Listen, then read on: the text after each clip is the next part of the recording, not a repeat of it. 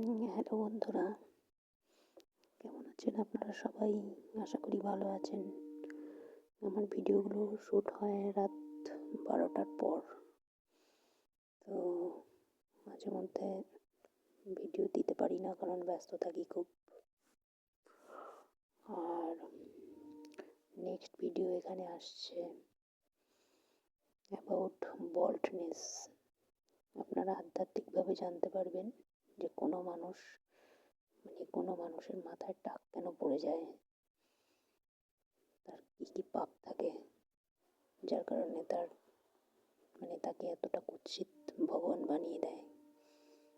এটাই আমার next topic হবে। খুব তাড়াতাড়ি ভিডিও পেয়ে যাবেন।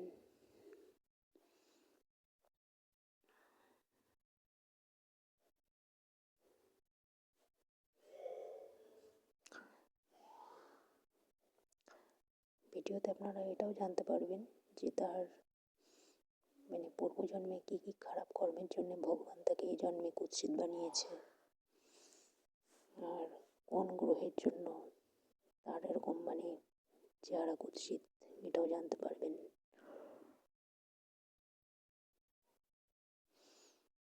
তারপর আপনাদের জানাবো মানুষ কালো কেন হয়, কোন গ্রহের কারণে কালো হয়, ভগবান তাকে এরকম অভিশাপ কেন দিল, কোন কর্মের জন্য দিল, এগুলো সব কিছু আপনারা নেক্সট ভিডিওতে জানতে পারবেন।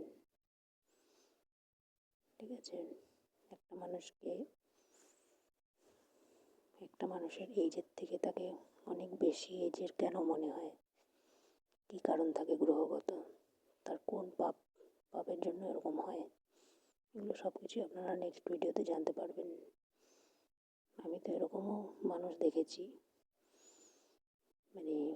বল্ডনেস কোনো মেয়েদের হয় না সাধারণত।